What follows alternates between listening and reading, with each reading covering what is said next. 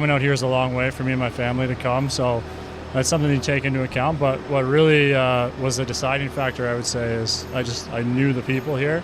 I had some familiarity with a lot of the people here, and that's extremely important to me. And knowing that you're going to be in a good environment, working with people that you enjoy working with. And so I had familiarity with Lane from Toronto, Colin Zulianello from Thunder Bay, Jason Bottrell from Pittsburgh, and I know a few of the players I played with Team Canada. I played with Jared McCann on a couple different occasions, so that was probably the biggest reason for me is I know the people here and I know that they're great people.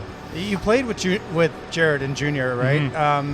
What do you remember about junior hockey, Jared McCann? Just his immense talent was the first thing that stuck out. He was like head and shoulders above the rest of the kids in terms of raw talent, his ability to shoot the puck, skate, and do all the things that make him such a good offensive threat. He was incredibly offensively gifted back then. I know he scored a lot of goals, and he's carried that on here in the NHL. And he persevered through a lot early on in his NHL career. I followed him very closely because I'm a big fan of his, and I'm just thrilled to see the player that he's turned into and the man he's turned into as well. He's grown up a lot since then, and he's an awesome guy. I love him, and it's awesome to see. You love to see people that you love living good lives and doing well and being successful, and so that's how I feel about Jared. I want to hit the Wayback Machine for a minute here. Obviously, you had a ton of success in Pittsburgh back in the day, and I'm always curious when a player wins a Stanley Cup, how was your celebration? What do you remember from the celebration of winning the Stanley Cup, and then what was your day with it like?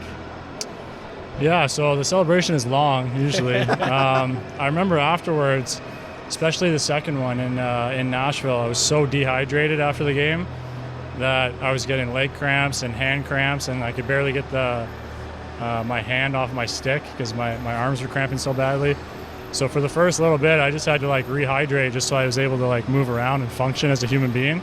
I remember that. Before I could actually join the party, I had to actually, drink a couple Gatorades and be able to walk properly. Had to hydrate before you could dehydrate again. Exactly. I couldn't just jump right into it because I would have been in shambles. But he's a professional. He knows what he's doing, right? Yeah. I literally, that's what I remember the most is that I just could barely walk after that game. It was so humid there. And then you go back, we were on the road both times when we won. So the plane ride the next day is always a party. And then the first night back, you're greeted by your hometown fans. Yeah. And it's basically like a week of celebrations at different places. Different people in the organization like to host certain parties, and then of course you get your day with the cup, and bringing it back to Thunder Bay for me was a huge accomplishment. I'd been to see the Stanley Cup a couple of times when I was a kid, like when Patrick Sharp won with the Blackhawks. So for myself to be able to bring it back and share it with my community was a real blessing. And you grew up in Thunder Bay, obviously. Mm-hmm. What is that community like? I never actually made it up there, although I grew up in the Twin Cities, so you probably came down to my neck of the woods quite a bit. What is it like, that area? So it's very secluded. It's not really a place that you end up, so I'm not surprised that that you haven't been there. But we always had teams from Thunder Bay in our tournaments, and they were always way better than us. And oh, really? I was like, man, there's got to be some pretty good hockey in there. Yeah, there's something in the water up there. Yeah. I don't know. But yeah, hockey's part of the culture, I would say. Mm-hmm. So everybody plays hockey. You get a lot of really good hockey players coming out of there. I think for a while we had the notion that Thunder Bay was the most pro hockey players per capita out of any city. I think we held that crown for a while. I'm not sure if that's still true, but it's a small, very secluded, very northern town. So winters there are very harsh and long. So you're in the hockey rinks all winter, and that's probably why. You're starting to see a lot of goalies come out of Thunder Bay as well, but it's become a bit of a goalie factory. So Colin Zulianello actually is a huge part of that. Yeah, I saw you guys traveled here together from Thunder Bay. We did, yeah. That's pretty cool. Yeah. What can you tell us about him? Because last year, and we've heard goalies really rave about his style. Gruby went down there for a little while last year, came back, he was raving about him, and now he gets promoted right from Coachella Valley to Seattle. What can you tell us about his coaching style, and actually, how important is the goalie coach to your game? Would you say? I think it's huge. During the season, we're mostly kind of sticking to ourselves. It's obviously such a drastically different game than what the rest of the team is playing. Physically, it's different. Mentally, it's a lot different. Your reads are a lot different. And you're kind of on an island most of the time back there by yourself. So, during the season, us goalies kind of stick together and we kind of stay to ourselves. We're working on our stuff while the team works on their stuff. There's obviously some overlap there where we need to know certain team game plans and whatever that case may be. But most of the time, we're just working with Zuli and each other. And, we have a very distinct game plan and it's very goalie focused. To talk about Zuli a little bit, I think his style is he's very positive, which is great. Like I said, as a goalie, you can be kind of on an island back there by yourself sometimes, and when things aren't going your way, which they do every single season, there's stretches of adversity and stretches where maybe you're not playing the way you want to, but having a guy like Zuli in there to keep the positivity going and to stay on you every day to get better and to know that he's there with you, it's huge for goalies to have that, and so we're lucky to have a guy like him.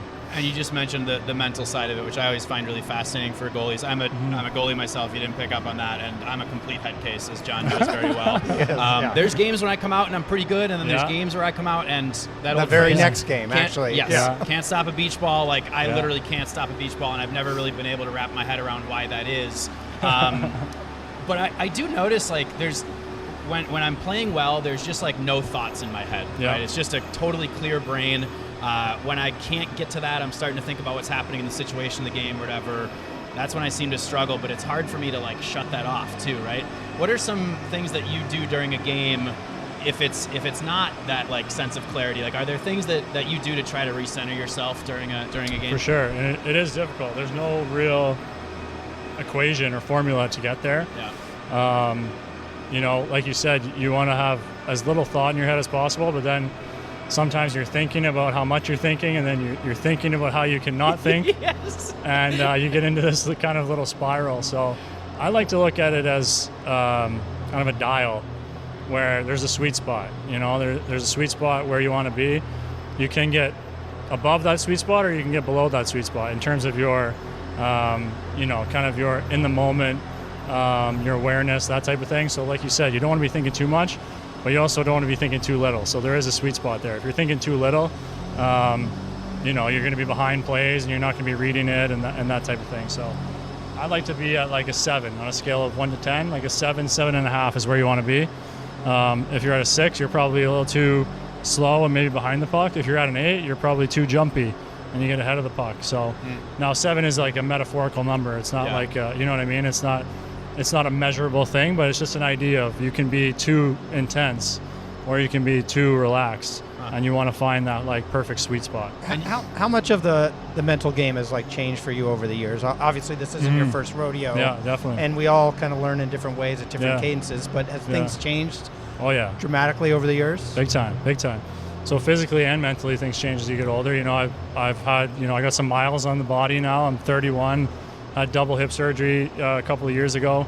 As you get older, obviously you lose certain things physically, and I think the balance and why you see goalies can tend to get better as they age, even though maybe physically they're going backwards, is because their mental game gets stronger as you get older.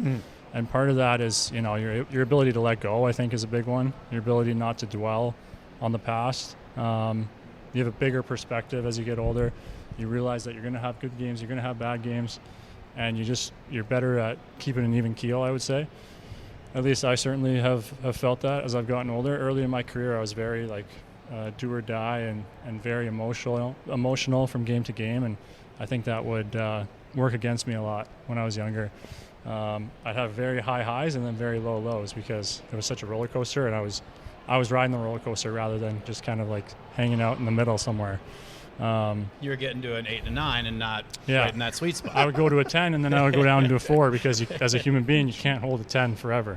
You're going to gas out at some point. So that's just kind of the little wisdoms that you learn along the way and little ways that you can, tweak your mentality as well as your physical game. And that's all this is every day. It's like a game of cat and mouse, right? We're just chasing it every day and trying to figure out ways to get better and better. And then the game gets better and better and we're chasing it again. So it's kind of just a never-ending cycle. All right, we got to talk a little bit about your gear. You were nice enough to bring your mask out for us here. I'm going to grab the camera. Can you maybe just talk us through your process of getting this one done, or getting any mask done for that matter? It looks like you work with Griff, right? Can you out of Montreal. Yeah, how does it go for you? What's the process? So sometimes I'll have good strong ideas that I want implemented, and other times I'll let Steph, who's the painter there at Griff, sometimes I'll let him come up with certain ideas. And this year I kind of just told him to see what he could come up with, and he's obviously a much more creative and artistic person than I am.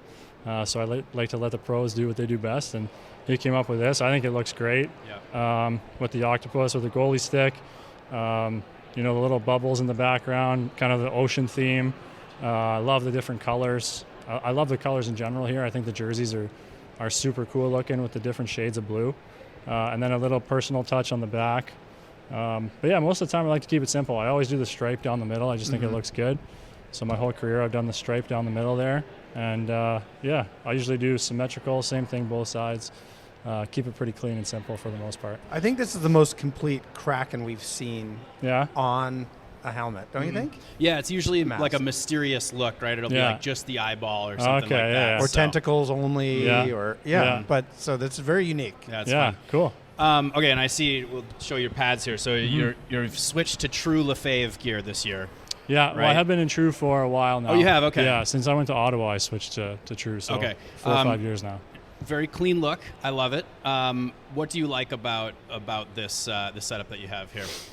I think it looks really big. So a lot of the thought process when I choose colors is what looks the biggest, because I think that is, that is a bit of a mental game that you can play with certain shooters, and you want to look big in the net because you want to be as intimidating as possible, I think. So is the lighter colors make you look the lighter big? Colors and where they're placed too. Like I find when you do color on the outside, it just obviously makes the pad look skinnier because they can see that edge and where it ends type thing. So I like to keep the outside white. Just kind of keep things simple. All my pads have kind of had like some sort of diagonal pattern to them. I think that looks really big for the most part. It looks tall and wide. I just want it to look good and look big. That's kind of all I really think about. Very cool. Well, last question for you, and Matt, thank you very much for taking time to chat with us. Obviously, kind of an interesting situation here with, Joey's been here for a while, Groovy's been here for a while. Where do you kind of see yourself fitting in this season? What's your expectation for how it's going to work here for you with the Kraken? Yeah, I mean, I think my job is to just kind of show up every day, and if I do that and play my best, and I think the rest will take care of itself. So I'm really not thinking too much about that. It's completely out of my control. That's up to the coaching staff and whoever else makes those decisions. So I don't think I'm the guy who can answer that. I can just play my best every day, and I'm sure if I do that, then I'll get an opportunity and things will go from there. Yeah, love it. Well, thank you very much for the time. Welcome to Seattle. Really appreciate you doing this. Yeah, thanks guys. Appreciate it. It was fun.